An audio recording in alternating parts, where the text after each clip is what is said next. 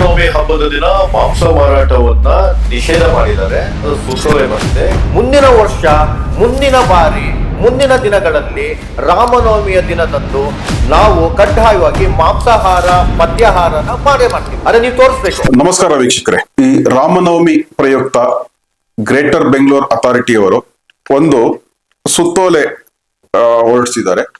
ಏನಂದ್ರೆ ಮಾಂಸ ಮಾರಾಟದ ನಿಷೇಧ ದಿನ ಅಂತ ಒಂದು ಸುತ್ತೋಲೆ ಹೊರಡಿಸಿದ್ದಾರೆ.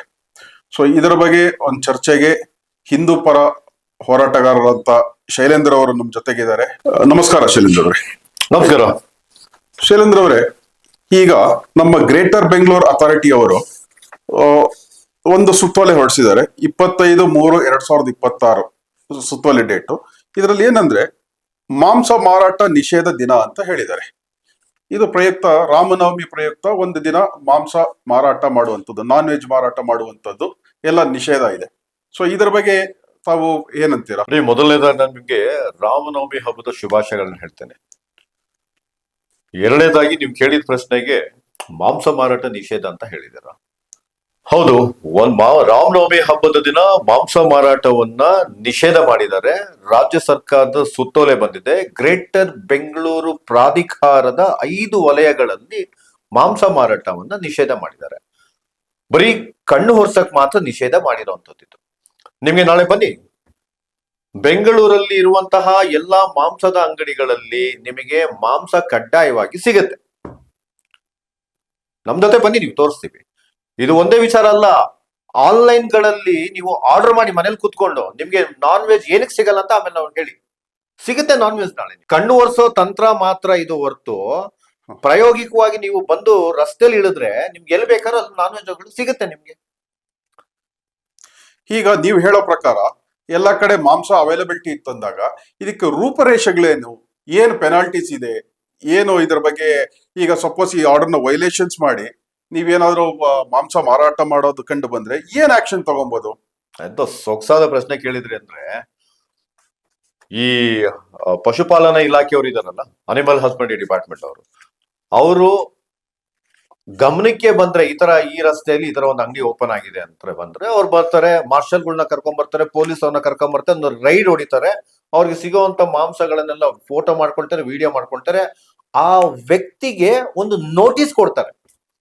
ನೋಟಿಸ್ ಅಲ್ಲಿ ಏನಿರುತ್ತೆ, ಈ ರೀತಿ ನಮ್ಮ ಸುತ್ತೋಲೆಯನ್ನ ನೀವು ಧಿಕ್ಕರಿಸಿ ನೀವು ಅಂಗಡಿ ಓಪನ್ ಮಾಡಿದ್ದೀರಾ, ಅದಕ್ಕೆ ನೀವು 7 ದಿನಗಳ ಒಳಗಾಗಿ ನೀವು ಉತ್ತರ ಕೊಡಿ ಅನ್ಬಿಟ್ಟು ಒಂದು ನೋಟಿಸ್ ಕೊಟ್ಬಿಟ್ಟು ಹೋಗ್ತಾರೆ. ಆ ನೋಟಿಸ್ಗೆ ಅವ್ರು 7 ದಿನಗಳ ಒಳಗಾಗಿ ಉತ್ತರ ಕೊಡದೆ ಹೋದ್ರೆ ಮತ್ತೊಂದು ನೋಟಿಸ್ ಕೊಡ್ತಾರೆ. ಆ ನೋಟಿಸ್ಗೆ ಮತ್ತೆ 7 ದಿನಗಳ ಉತ್ತರ ಕೊಡದೆ ಹೋದ್ರೆ ಅವ್ರಿಗೆ ಫೈನ್ ಬೀಳುತ್ತೆ. ಎಷ್ಟು ಬೀಳುತ್ತೆ ಗೊತ್ತಾ ಫೈನ್ ನಿಮ್ಗೆ? ಎಷ್ಟಾಗ್ಬೋದು? ಎಷ್ಟೊಂದು ಫೈನ್? ಒಂದು ಕುತೂಹಲ. 500 ರೂಪಾಯಿ ಫೈನ್ ಬೀಳುತ್ತೆ. ಈ 500 ರೂಪಾಯಿ ಫೈನ್ಗೋಸ್ಕರ 1 ತಿಂಗಳು ಕಾಯ್ತಾ ಇರ್ಬೇಕು. ಇದು ಈ ವ್ಯವಸ್ಥೆಯಲ್ಲಿರುವಂತಹ ಒಂದು ದಾರಿ, ಅನುಕೂಲ ಮಾಡಿಕೊಡುವಂತ ದಾರಿ. ಯಾರು ಹಬ್ಬದ ಆಚರಣೆಯಲ್ಲಿ ತೊಡಗಿರ್ತಾರೋ ಅವರ ಕಣ್ಣೀರು ಒರೆಸಕ್ಕೆ ಅವರು ತೋರಿಸ್ತಾ ಇದೀವಿ ಅನ್ನೋದಕ್ಕೆ ಒಂದು ದಾರಿ. ನಾವು ಬ್ಯಾನ್ ಮಾಡೋದ್ ಮಾಡ್ತೀವಿ, ನೀವು ಓಪನ್ ಮಾಡ್ಕೊಳ್ಳಿ ಅನ್ನೋದಕ್ಕೆ. ಸೊ ಅಂದ್ರೆ ನಿಮ್ ಪ್ರಕಾರ ಇದು ನಾಮಕೆ ವಾಸ್ತೆ, ಬರೀ ಸರ್ಕ್ಯುಲರ್ ಪೇಪರ್ ಅಲ್ಲಿ ಮಾತ್ರ ಇರುತ್ತೆ, ಇದನ್ನ ಎಕ್ಸಿಕ್ಯೂಟ್ ಮಾಡಲ್ಲ ಅಂತ ಹೇಳ್ತಾ ಇದ್ದೀರಾ ನೀವು? ಹೌದು, ಖಂಡಿತವಾಗ್ಲು ನಾಮಕೆ ವಾಸ್ತೆ. ಇವರ ಭಾವನೆಗಳಿಗೆ ಧಕ್ಕೆ ತರಂಗಿಲ್ಲ, ನಾವು ಮಾಡಿದೀವಿ ಅಂತ ಒಂದ್ ಸುತ್ತೋಲೆ ಹೊರಿಸ್ತಾರೆ. ಅವರು ಮಾಡೋದೇನು, ನೀನ್ ಮಾಡೋದ್ ಮಾಡ್ಕೋಗು, ನಮ್ ಕೆಲಸ ನಾವು ಮಾಡ್ಕೊಂಡು ಹೋಗ್ತಾ ಇದೀವಿ. ಅಬ್ಬಬ್ಬ ಅಂದ್ರ 500 ರೂಪಾಯಿ ಫೈನ್, ಅದೇನ್ ದೊಡ್ಡದಾಗಲ್ವಲ್ಲ? ಅಲ್ಲ ಶೈಲೇಂದ್ರ ಅವರೇ, ಈಗ ಈ ಫುಡ್, ಇದು ಊಟ ಮಾಂಸ ಇದು ಬಂದಾಗ ಇದು ನನ್ನ ಆಹಾರ, ನನ್ನ ಹಕ್ಕು, ನೀವ್ಯಾರು ಅದನ್ನ ರೆಸ್ಟ್ರಿಕ್ಟ್ ಮಾಡುವಂಥದ್ದು ಕೆಲವೊಂದು ಕಡೆ ಈ ಕೂಗು ಬರ್ತಾ ಇದೆ. ನಾನು ಏನ್ ತಿನ್ಬೇಕು, ಏನ್ ತಿನ್ಬಾರ್ದು, ಯಾವತ್ತು ನಾನು ಏನ್ ಮಾಡಬೇಕು, ಏನ್ ಮಾಡಬಾರದು ಅನ್ನೋದು ಅದು ನನ್ನ ಪರ್ಸನಲ್ ಚಾಯ್ಸ್. ಈಗ ಮಾನ್ಯ ಸಿದ್ದರಾಮಯ್ಯ ಅವರೇ ಹೇಳ್ತಾ ಇದ್ರೆ, ನನ್ನ ಆಹಾರ ನನ್ನ ಹಕ್ಕು, ನನಗೆ ಇಷ್ಟ ಬಂದಾಗ ನಾನು ತಿಂತೀನಿ, ನೀವ್ಯಾರು ಕೇಳೋದು ಅಂತ ಹೇಳ್ತಾರೆ. ಈಗ ಮತ್ತೊಂದು ವಿಚಾರ ಏನಂದ್ರೆ, ಪ್ರೊಫೆಸರ್ ಭಗವಾನ್ ಅವರು ಅನೇಕ ಬಾರಿ ಇದನ್ನೊಂದು ಚರ್ಚೆ ಆಗಿದೆ, ಡಿಬೇಟ್ ಆಗಿದೆ, ಕಾಂಟ್ರವರ್ಸಿ ಆಗಿದೆ. ರಾಮನೇ ಮಾಂಸ ತಿಂತಿದ್ರು, ರಾಮ ಮದ್ಯ ಸೇವನೆ ಮಾಡ್ತಿದ್ರು ಅಂತ ಹೇಳಿದ್ದಾರೆ. ಅವರ ಒಂದು ರಿಸರ್ಚ್ ಪ್ರಕಾರ ಅದನ್ನ ಹೇಳಿದ್ದಾರೆ. ಹೀಗಿರ್ಬೇಕಾದ್ರೆ ರಾಮನವಮಿ ದಿನ ಮಾಂಸ ಬ್ಯಾನ್ ಮಾಡೋಂಥದ್ದು ಎಷ್ಟರ ಮಟ್ಟಿಗೆ ಸರಿ?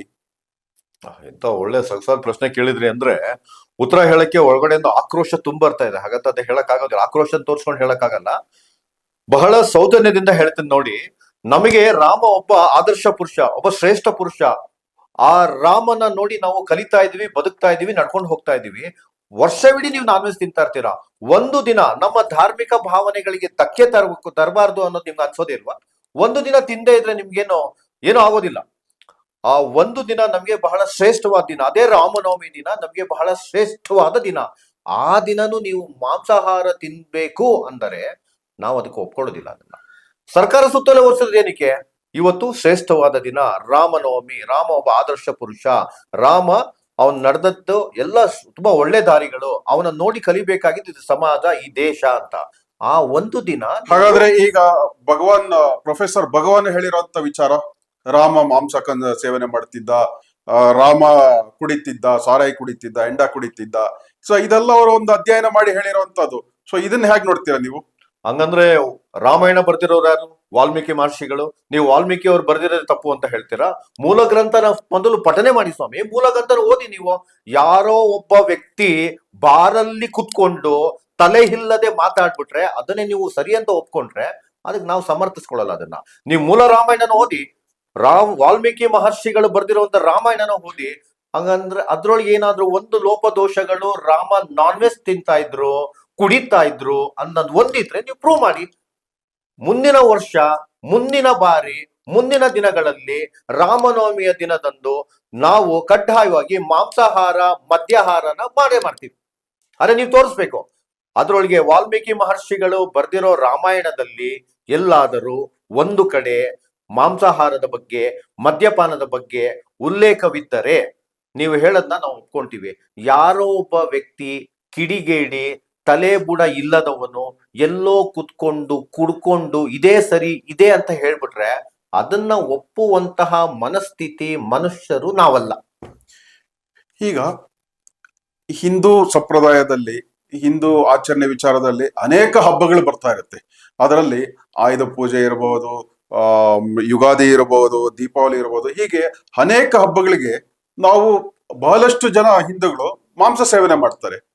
ಸೊ ಯಾಕೆ ಈ ಒಂದು ಹಬ್ಬದಲ್ಲಿ ನೀವು ಮಾಂಸ ಬೇಡ ಅಂತ ಹೇಳ್ತಾರ? ಯಾಕೆ ಬ್ಯಾನ್ ಬೇಕು ಅಂತ ಹೇಳ್ತಾ ಇದ್ದೀರಾ? ಹೌದು ನೋಡಿ, ನೀವು ಹೇಳುದು ಸಾಕಷ್ಟು ಹಬ್ಬಗಳಿದೆ ಅಂತ. ಹೌದು, ಹಿಂದೂಗಳಿಗೆ ಪ್ರತಿ ವರ್ಷವೂ ಪ್ರತಿ ದಿನವೂ ಒಂದು ಹಬ್ಬ ಇದ್ದಂಗೆ ಅದರೊಳಗೆ ಕೆಲವೊಂದು ವಿಶೇಷ ಹಬ್ಬಗಳು ಬರುತ್ತೆ. ಮೊದಲನೇದಾಗಿ ಹೇಳೋದಾದ್ರೆ ಹಿಂದೂಗಳಿಗೆ ವರ್ಷ ಪ್ರಾರಂಭ ಆಗೋದೇ ಈ ಯುಗಾದಿ ಹಬ್ಬದಿಂದ. ಯುಗಾದಿ ಹಬ್ಬಕ್ಕೆ ಸಿಹಿನೂ ಮಾಡ್ತಾನೆ, ಖಾರನೂ ಮಾಡ್ತಾನೆ. ಜೀವನ ಸಿಹಿಯಾಗಿ ನಡ್ಕೊಂಡು ಹೋಗ್ಲಿ ಅನ್ಬಿಟ್ಟು ಖಾರ ಮಾಡ್ಕೊಳ್ಳೋದು ಎರಡು ಅವರ ಪದ್ಧತಿಗಳನ್ನ ಅನುಸರಿಸ್ಕೊಂಡ್ ಬಂದಿದ್ದಾರೆ. ಆದ್ರಿಂದ ಸಾಕಷ್ಟು ನೀವು ಹೇಳಿದ್ರಿ, ವಿಜಯದಶಮಿ ದಿನ ಮಾಡ್ತಾರೆ, ಯುಗಾದಿಗೆ ಮಾಡ್ತಾರೆ, ದೀಪಾವಳಿಗೆ ಮಾಡ್ತಾರಂತ. ಯುಗಾದಿಗೆ ಮಾಡೋದು ಮೊದಲನೇ ವರ್ಷ ಸಿಹಿ ಆಯ್ತು, ಖಾರನೂ ಆಗ್ಲಿ ಅನ್ಬಿಟ್ಟು, ಸಿಹಿ ಕಹಿ ಎರಡು ಜೀವನದಲ್ಲಿ ಇರ್ಲಿ ಅನ್ಬಿಟ್ಟು, ಅದಕ್ಕೆ ಬೇವು ಬೆಲ್ಲ ಕೊಡುವಂಥದ್ದು. ಇನ್ನ ದೀಪಾವಳಿಗೆ ಬಂತು ಅಂದ್ರೆ ದುಷ್ಟಶಕ್ತಿಗಳೆಲ್ಲ ತೊಲಗ್ ಹೋಗ್ಲಿ, ಇರೋ ರೋಗಾಣು ಜೀವಿಗಳೆಲ್ಲ ಸುಟ್ಟು ಹೋಗ್ಲಿ ಅನ್ಬಿಟ್ಟು ಪಟಾಕಿಗಳನ್ನ ಹೊಡಿಯೋದು. ಬಟ್ ಈಗ ಸ್ವಲ್ಪ ಡಿಫ್ರೆಂಟ್ ಮಾಡ್ಕೊಂಡ್ಬಿಟ್ಟಿದ್ದಾರೆ, ಅದ್ರ ಬಗ್ಗೆ ನಾನು ಚರ್ಚೆ ಮಾಡ್ಲಿಕ್ಕೆ ಹೋಗೋದಿಲ್ಲ. ಇನ್ನ ವಿಜಯದಶಮಿ ದಿನ ತಗೊಂಡು ಅಂದರೆ ಏನು ವಿಜಯದ ಸಂಕೇತ, ವಿಜಯದ ಸಂಕೇತ. ಹೌದು, ಖಂಡಿತವಾಗ್ಲು ಎಲ್ಲ ದಣಿದು ಮಾಡ್ಕೊಂಡಿರ್ತಾರೆ. ಆಯುಧಗಳಿಗೆ ಶಾಂತಿ ಆಗ್ಬೇಕು ಅಂದ್ಬಿಟ್ಟೆ ಅದನ್ನ ಆಚರಣೆ ಮಾಡ್ಕೊಂತಾರೆ ಹೊರತು ಅದ್ರೇನ್ ತಪ್ಪೇನಿಲ್ಲಪ್ಪ ಅದ್ರ ಬಗ್ಗೆ. ಹಾಗಂದ್ರೆ ವರ್ಷವಿಡೀ ತಿನ್ಕೊಂಡೇ ಇರೋದಿಲ್ವಲ್ಲ ನಾವು. ಸೊ ಈಗ ನವಮಿ ಅದ್ರ ಬಗ್ಗೆ ಹೇಳಿದ್ರಿ, ರಾಮ ಒಂದು ಆದರ್ಶ ಪುರುಷ ಅಂತ ಹೇಳಿದ್ರಿ. ಹೀಗಿರ್ಬೇಕಾದಾಗ ಈ ರಾಮನನ್ನು ಒಂದು ಐಡಲ್ ಫಿಗರ್ ಆಗಿ ನೀವು ಫಾಲೋ ಮಾಡೋಂಥವ್ರು ಅನೇಕ ಕಡೆ ನಾವು ನೋಡ್ತಾ ಇದೀವಿ. ರಾಮನವಮಿ ದಿನ ಈ DJ ಹಾಕೊಂಡು ಜೈ ಶ್ರೀರಾಮ್ ಅಂತ ಕೂಗು, ಕಿರ್ಚಾಟ, ಜನರಿಗೆ ಅಶಾಂತಿ ಉಂಟು ಮಾಡುವಂಥದ್ದು, ನ್ಯೂಸೆನ್ಸ್ ಕ್ರಿಯೇಟ್ ಮಾಡುವಂಥದ್ದು, ಹೆವಿ ಮ್ಯೂಸಿಕ್ ಅಲ್ಲಿ ಹಾಕೊಂಡು ಜೈ ಶ್ರೀರಾಮ್ ಸ್ಲೋಗನ್ ಮಾಡುವಂಥದ್ದು, ಟ್ರಾಫಿಕ್ ಜಾಮ್ ಮಾಡಿ ಈ ತರ ಸಮಸ್ಯೆಗಳು ಉಂಟು ಮಾಡೋದು ಎಷ್ಟು ಮಟ್ಟಿಗೆ ಸರಿ? ಅಲ್ಲ, ನೀವು ಹೇಳೋ ಪ್ರಕಾರವಾಗಿ ನೋಡ್ತು ಅಂದ್ರೆ DJ ಹಾಕೊಂಡಿದ ತಕ್ಷಣ ನಾವು ಏನು ಮೈ ಮೇಲೆ ಪ್ರಜ್ಞೆ ಇಲ್ದಿರಂಗ್ ಕೊಂಡಾಡ್ತೀವಿ, ಇವ್ರಿಗೆ ಹೋಗ್ಬಿಟ್ಟು ಚಾಕು ಹಾಕುವಂಥದ್ದು, ಬೈಕಲ್ಲಿ ವೀಲಿಂಗ್ ಮಾಡುವಂಥದ್ದು, ಚಾನ್ಸ್ ಸಿಕ್ಕಿದ್ರೆ ಒಬ್ರು ಸೀರೆ ಎಳೆಯುವಂಥದ್ದು, ಚೂಟಿದಾರ ಎಳೆಯುವಂತ ಕೆಲಸ ನಾವ್ ಯಾರು ಮಾಡೋದಿಲ್ವಲ್ಲ. ರಾಮನ ಭಕ್ತರು ರಾಮನಿಗಾಗಿ ಖುಷಿಯಾಗಿರ್ತಾರೆ. ಹೆಂಡತಿ ಮಕ್ಕಳು, ಹೆಣ್ಣು ಮಕ್ಕಳು, ಮುದುಕರು, ವಯಸ್ಸಾದವರವರು, ಯುವ ಪೀಳಿಗೆಗಳು ಎಲ್ಲಾರು ಬಂದು ರಸ್ತೆಯಲ್ಲಿ ಕುಣಿದು ಕುಪ್ಪಳಿಸ್ತಾರೆ ಹೊರತು ನಾವ್ ಯಾರಿಗೂ ಸೀರೆ ಎಳೆಯುವಂಥದ್ದು, ಚಾಕು ಹಾಕುವಂಥದ್ದು, ವೀಲಿಂಗ್ ಮಾಡುವಂಥದ್ದು ಕೆಲಸ ಯಾರು ಮಾಡೋದಿಲ್ಲ. ನಿಮ್ ತಪ್ಪು ಕಲ್ಪನೆ ಅಷ್ಟು. ಅದು ಬೇಕಾದ್ರೆ ನೋಡಿ, ಯಾವ್ದಾದ್ರು ಕಾರ್ಯಕ್ರಮಗಳನ್ನ ನೋಡಿ, ಯಾವುದೇ ರಾಮನ DJಯಲ್ಲಿ ಜಗಳವಾಗಿದ್ದಂತ ಇತಿಹಾಸವೇ ಇಲ್ಲ. ವರ್ಷದಲ್ಲಿ ಒಂದು ದಿನ ರಾಮನ ಉತ್ಸವವನ್ನ ನಾವು ಶ್ರದ್ಧಾ ಭಕ್ತಿಯಿಂದ ಪೂಜೆ ಮಾಡಿ ರಾಮನ ಮೆರವಣಿಗೆ ಮಾಡಿ ಸಮಾಜದಲ್ಲಿ ಒಂದು ಶಾಂತಿಯಿಂದ ನೆಮ್ಮದಿಯಿಂದ ಖುಷಿಯಾಗಿ ಸಮಾನವಾಗಿ ಎಲ್ಲರನ್ನು ಕರ್ಕೊಂಡು ಹೋಗೋದಕ್ಕೆ ನಾವು ರಾಮನ ಉತ್ಸವ ಮಾಡ್ತೀವಿ. ಆ ಉತ್ಸವ ಮಾಡುವ ಸಂದರ್ಭಕ್ಕೆ ಸ್ವಲ್ಪ ಖುಷಿ ಇರ್ಬೇಕಲ್ಲ, ಹರ್ಷದಿಂದ ಇರ್ಬೇಕಲ್ಲ, ನಲಿದಾಡ್ಬೇಕಲ್ಲ, ಕುಣಿದಾಡ್ಬೇಕಲ್ಲ, ಅದಕ್ಕೋಸ್ಕರ ಡಿಜೆ ಹಾಕೊಳ್ತೀವಿ. ಅದ್ರೊಳಗೆ ಏನಿದೆ ತಪ್ಪು? ಡಿಜೆ ಹಾಕೊಳ್ಳೋದೇನು ತಪ್ಪಿಲ್ಲ. ಡಿಜೆ ಹಾಕೊಂಡು ನಾವು ಬರೀ ರಾಮನ ಹಾಡು, ರಾಮನಿಗೋಸ್ಕರ ಹಾಡು, ನಮ್ಮ ಖುಷಿಗೋಸ್ಕರ ಹಾಡು, ನಮ್ಮ ನಲಿವಿಗೋಸ್ಕರ ಹಾಡನ್ನ ಸಮಾಜದಲ್ಲಿ ಒಂದು ಸಂತೋಷ ಭಾವನೆ ಅಲ್ಲ, ಈ ಆಚಾರ ವಿಚಾರ ತಡೆಗಟ್ಟಲೆ ಮಾಡ್ತಾರೆ ಅಲ್ಲ, ಅದಷ್ಟೇ ನೀವು ಈ ಆಚಾರ ವಿಚಾರ ಏನು ಮಾಡ್ತೀರಾ, ಆಚರಣೆ ಮಾಡ್ತಾರೆ, ಇದು ಅನೇಕರಿಗೆ ಒಂಥರ ಪ್ಯಾನಿಕ್ ಸಿಚುವೇಶನ್ ಆಗ್ತಾ ಇದೆ, ಒಂದು ಭಯದ ವಾತಾವರಣ ಉಂಟು ಮಾಡ್ತಾ ಇದೆ ಅಂತ ಭಯ ಅಲ್ಲ, ಅನೇಕರ ಒಂದು ಭಯ ಅಂದ್ರೆ ಯಾರಿಗೆ ಹೇಳಿ ಸ್ವಾಮಿ? ರಾಮ ಅಂದ್ರೆ ನಿಮ್ ಭಯನಾ? ರಾಮ ರಾಮನ್ ಕಂಡ್ರೆ ಯಾರಿಗೆ ಭಯ ಬರ್ತಾ ಇತ್ತು? ಸುರಾಸುರರು ಹಸುರರಿಗೆ ಮಾತ್ರ ಭಯ ಬರ್ತಾ ಇತ್ತು, ರಾಕ್ಷಸರಿಗೆ ಹಸುರರಿಗೆ ರಾಮ ಅಂದ್ರೆ ಭಯ ಬರ್ತಾ ಇತ್ತು. ಈಗ ಯಾರು ರಾಕ್ಷಸರು ಯಾರು ಇಲ್ವಲ್ಲ. ನಿಮಗ್ ಭಯ ಇದೆಯಾ ರಾಮ ಅಂದ್ರೆ? ಯಾರು ರಾಕ್ಷಸರಿದ್ದರೋ ಅಸುರರಿದ್ದರೋ ಅವರಿಗೆ ರಾಮನ ಕಂಡರೆ, ರಾಮನ ಹೆಸರೇ ಹೇಳಿದರೆ ಮಾತ್ರ ಭಯ. ನಿಮ್ ಬೇಕಾದ್ರೆ ಒಂದು ಚಿಕ್ಕದಾಗ ಒಂದು ಕಥೆನೇ ಹೇಳ್ಬಿಡ್ತೀನಿ. ಜಸ್ಟ್ ಒಂದು ಎಕ್ಸಾಂಪಲ್, ನೀವು ಕಾಡಲ್ಲಿ ಹೋಗ್ತಾ ಇದೀರ ಅನ್ಕೊಳ್ಳಿ, ಅಲ್ಲಿ ನರಿ ನಾಯಿಗಳೆಲ್ಲ ಇರುತ್ತೆ. ನರಿ ತಾನೇ ಶ್ರೇಷ್ಠ ಅನ್ಕೊಂಡು ಕುಣಿದಾಡ್ತಾ ಇರುತ್ತೆ. ಒಮ್ಮೆ ಗರ್ಜನೆಯೊಂದಿಗೆ ಬರುವ ಸಿಂಹ ನೋಡಿದ ತಕ್ಷಣ ನರಿ ನಾಯಿಗಳಿಗೆಲ್ಲ ಭಯ ಶುರು ಆಗುತ್ತೆ. ಆ ಸಿಂಹ ಏನಾದ್ರೂ ಬಂದು ಮುಂದೆ ನಿಂತರೆ ಯಾವ ಬಿಲ್ಲೆಯಲ್ಲಿ ಸೇರ್ಕೊಳ್ಳುತ್ತೋ, ಯಾವ ಪೊದೆಯಲ್ಲಿ ಸೇರ್ಕೊಳ್ಳುತ್ತೋ ಅದು ನರಿ ನಾಯಿಗಳು. ಸಿಂಹದ ಹಾಗೆ ಗರ್ಜಿಸುವ, ಸಿಂಹದ ಹಾಗೆ ನಡೆಯುವ ಏಕೈಕ ಪ್ರಾಣಿ ಅಂದರೆ ಅದು ಸಿಂಹನೇ. ಅದೇ ನಮ್ಮ ರಾಮನ ರೀತಿ ನಾವು ಭಾವಿಸ್ತಾ ಇದ್ದೀವಿ. ರಾಮ ಆದರ್ಶ ಪುರುಷ, ಶೌರ್ಯವಂತ, ಪರಾಕ್ರಮಿ, ಆದರ್ಶವಂತ. ನಾವು ಅವ್ರನ್ನ ನೋಡಿ ಅನುಸರಿಸ್ತಾ ಇದೀವಿ. ರಾಮನ್ನ ನೋಡಿ ಎದುರುವಂತವ್ರು ಯಾರು? ರಾಕ್ಷಸರು. ಇಲ್ಲಿ ರಾಕ್ಷಸರು ಯಾರು ಇಲ್ವಲ್ಲ. ಈಗ ನೀವ್ ಎದುರೋದಾದ್ರೆ ನೀವು ರಾಕ್ಷಸರು ಇಲ್ವೋ ಅಂತ ಗೊತ್ತಿಲ್ಲ. ಅಲ್ಲ, ಯೂಶಲಿ ಈಗ ರಾಮನವಮಿ ನಮ್ಮ ಭಾರತ ಮತ್ತು ನೇಪಾಳ, ನಮ್ಮ ಹಿಂದೂಗಳು ಅನೇಕ ಕಡೆ ಇರುವಂತವ್ರು ಎಲ್ಲರೂ, ಅನೇಕ ಹಿಂದೂಗಳು ಆಚರಣೆ ಮಾಡುವಂತ ಒಂದು ಹಬ್ಬ. ಈ ರಾಮನವಮಿ ದಿನ ಎಸ್ಪೆಷಲಿ ರಾಮ ಅನ್ನೋ ಒಂದು ವರ್ಡ್ ತೆಗೆದ್ರೇನೆ ಅದು ಯಾಕೆ ಒಂದು ಕಾಂಟ್ರವರ್ಸರಿ ಆಗುತ್ತೆ? ರಾಮ ಅನ್ನೋದ್ರಲ್ಲಿ ಆ ತರ ಏನಿದೆ? ರಾಮ ಅಂದ್ರೆ ಮಾತಕ್ಕೆ ಯಾಕೆ ಕಾಂಟ್ರವರ್ಸರಿ? ಒಳ್ಳೆ ಪ್ರಶ್ನೆ ಕೇಳಿದ್ರೆ ನೀವು. ಭಾರತ ಮತ್ತೆ ನೇಪಾಳ ಅಂತ, ನಮ್ ಕ್ಷಮೆಯಲ್ಲಿ ನಿಮ್ಗೆ ಹೇಳ್ಬಿಡ್ತೀನಿ, ಬರೀ ಭಾರತ ನೇಪಾಳ ಅಲ್ಲ, ಈಗೇನ್ ಯುದ್ಧ ನಡೀತಾ ಇದೆಯಲ್ಲ, Iran, Iraq, Israel, Kazakhstan, Afghanistan, Pakistan, ಇದೆಲ್ಲ ನಮ್ಮ ಭಾರತದ ಭೂಮಿನೇ, ನಮ್ಮ ಭಾರತ ದೇಶನೇ. ಇದೆಲ್ಲ ನಮ್ಮ ಭರತ ಆಳಿದಂತಹ ನಾಡುಗಳೇ, ರಾಜ್ಯಗಳೇ, ದೇಶಗಳೇ. ಇವರೆಲ್ಲರೂ ರಾಮನವಮಿ ಮಾಡ್ಬೇಕಾದದ್ದೇ, ರಾಮನ ಜಪ ಮಾಡ್ಬೇಕಾಗಿದ್ದೆ. ನೀವು ಬಹುಶಃ ರೀಸೆಂಟ್ ಆಗಿ ನೋಡಿರ್ಬೋದು, ಎಲ್ಲ ಒಂದು ಬೇರೆ ದೇಶದಲ್ಲಿ ಒಂದೇ ಮಾತರಂ ಹೇಳಿದ್ರು, ಅಲ್ಲೂ ಜೈ ಶ್ರೀರಾಮ ಹೇಳಿದ್ರು. ಅದು ಅವರಿಗೆ ರಾಮನ ಮೇಲಿರುವ ನಂಬಿಕೆ, ರಾಮನ ಮೇಲಿರುವ ಭಕ್ತಿ. ರಾಮ ಅಂತ ಹೇಳಿದ ತಕ್ಷಣ ಮನಸ್ಸಲ್ಲಿ ಒಂದು ಶಾಂತಿ ಬರುತ್ತೆ, ಒಂದು ನೆಮ್ಮದಿ ಬರುತ್ತೆ, ಒಂದು ಖುಷಿ ಬರುತ್ತೆ. ಮುಂದೆ ಇರುವ ವ್ಯಕ್ತಿಗೆ ನಾವು ರಾಮ್ ರಾಮ್ ಅಂತ ಹೇಳಿದ ತಕ್ಷಣ ಅವರು ನಮಗೆ ಪ್ರತ್ಯುತ್ತರವಾಗಿ ರಾಮ್ ರಾಮ್ ಅಂತ ಹೇಳ್ತಾರೆ. ಅಂದ್ರೆ ನಿನ್ನಲ್ಲಿರುವ ರಾಮ, ನನ್ನಲ್ಲಿರುವ ರಾಮ ಸದಾ ಸೌಖ್ಯ, ಸದಾ ಸುಖಿ ಅನ್ನುವ ಒಂದು ಭಾವನೆಯಿಂದ, ನೀನು ಚೆನ್ನಾಗಿರು, ನಾನು ಚೆನ್ನಾಗಿರ್ತೀನಿ ಅನ್ನೋ ಒಂದು ಸದ್ಬುದ್ಧಿಯಿಂದ ರಾಮನ ಜಪ ಮಾಡಿದಷ್ಟು ಆರೋಗ್ಯ ಚೆನ್ನಾಗಿರುತ್ತೆ. ಇದು ರಾಮನ ನಾಮದ ಇರುವ ಶಕ್ತಿ, ರಾಮನಾಮದಲ್ಲಿ ಇರುವ ಶಕ್ತಿ. ನೀವು ಬಹುಶಃ ಎಲ್ಲಾ ಪೂಜೆಗಳಲ್ಲೂ ನೋಡ್ಬೋದು, ರಾಮನ ಜಪವಿಲ್ಲದೆ ಯಾವ ಪೂಜೆಯೂ ಇಲ್ಲ. ಹಾಗೆ ನೀವು ಯಾವುದೇ ಕಾರ್ಯಕ್ರಮದಲ್ಲೂ ನೋಡ್ಬೋದು, ರಾಮನ ಹೆಸರಿಲ್ಲದೆ ಯಾವ ಕಾರ್ಯಕ್ರಮವೂ ಇಲ್ಲ. ಅಂದ್ರೆ ರಾಮನ ಪದ ನಿಮ್ಗೆ ಭಯ ಅನ್ನೋದು ಅದು ತಪ್ಪು ಮಾತು. ಶೈಲೇಂದ್ರ ಅವರೇ, ಫೈನಲ್ ಆಗಿ ಈ ಸುತ್ತೋಲೆ ಬಗ್ಗೆ ತಮ್ಮ ಅಭಿಪ್ರಾಯ ಏನು? ನಮ್ಗೆ ಇನ್ನೊಂದು ದೊಡ್ಡ ಖುಷಿಯಾಗೋ ವಿಚಾರ ಏನಂದ್ರೆ, ಮಾಂಸ ಮಾರಾಟನ ನಿಷೇಧ, ಪ್ರಾಣಿ ವಧೆ ನಿಷೇಧದ ಜೊತೆಗೆ ಈ ರಾಮನವಮಿಯ ದಿನ ಮದ್ಯ ಮಾರಾಟವನ್ನು ನಿಷೇಧ ಮಾಡಿದ್ರೆ ತುಂಬಾ ಚೆನ್ನಾಗಿರುತ್ತೆ. ಯಾಕಂದ್ರೆ ಆದರ್ಶವಾದಿಗಳಾಗಿ ಬದುಕ್ತಾ ಇರ್ತೀವಿ ನಾವು. ಅದು ಈ ಎಸ್ಪೆಷಲಿ ಈ ದಿನ ನಮ್ಗೆ ತುಂಬಾ ಸುದಿನ, ನಮ್ಗೆ ತುಂಬಾ ಖುಷಿಯಾದ ದಿನ.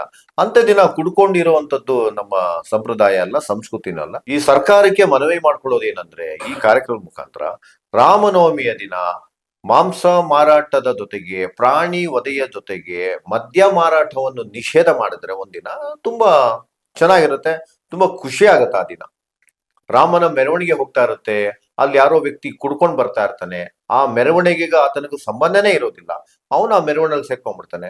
ನೋಡುವ ಜನರಿಗೆ ರಾಮನ ಭಕ್ತರು ಮೆರವಣಿಗೆಯಲ್ಲಿ ಕುಡಿದು ಬಂದಿದ್ದಾರೆ ಅಂತಾನೆ. ಅದು ತಪ್ಪಾಗ್ಬಿಡುತ್ತೆ. ಕೇಳುವಂತದ್ದು ರಾಜ್ಯ ಸರ್ಕಾರಕ್ಕೆ ದಯವಿಟ್ಟು ರಾಮನವಮಿಯ ದಿನ ಮಾಂಸ ಮಾರಾಟ, ಪ್ರಾಣಿ ವಧೆಯ ಜೊತೆಗೆ ಮದ್ಯ ಮಾರಾಟವನ್ನ ನಿಷೇಧ ಮಾಡಿ ಅರ್ಥಪೂರ್ಣವಾದ ರಾಮನವಮಿಗೆ ದಾರಿ ಮಾಡಿ. ಜೊತೆಗೆ ರಾಮ ಅನ್ನೋ ಪದ ನಿಮಗೆ ಭಯ ಅಲ್ಲ, ರಾಮನಾಮವೇ ಎಲ್ಲದಕ್ಕೂ ಶ್ರೀರಕ್ಷೆ.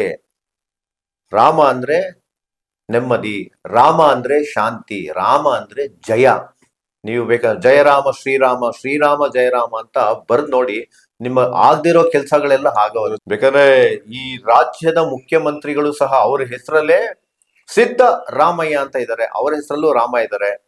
ಎಂತ ಶ್ರೇಷ್ಠವಾದ ವ್ಯಕ್ತಿ. ರಾಮನಿಲ್ಲದೆ ಯಾವ ಸ್ಥಳವೂ ಇಲ್ಲ, ಯಾವ ಕೆಲಸವೂ ಇಲ್ಲ. ಆದ್ರಿಂದ ರಾಮ ಎಂದರೆ ಭಯವಲ್ಲ, ರಾಮವೆಂದರೆ ಜಗಳವೆಲ್ಲ, ರಾಮ ಎಂದರೆ ಯಾವುದೇ ರೀತಿ ಸಮಸ್ಯೆ ಇಲ್ಲ, ರಾಮ ಎಂದರೆ ಜಯ, ರಾಮ ಎಂದರೆ ಖುಷಿ, ರಾಮ ಎಂದರೆ ಸರ್ವಶ್ರೇಷ್ಠ. ಆದ್ರಿಂದ ನೀವು ರಾಮನ ಜಪ ಮಾಡಿ, ಚೆನ್ನಾಗಿರುತ್ತೆ. ಶುಭವಾಗ್ಲಿ ನಿಮ್ಮೆಲ್ರಿಗೂ. ಜೈ ಶ್ರೀರಾಮ್.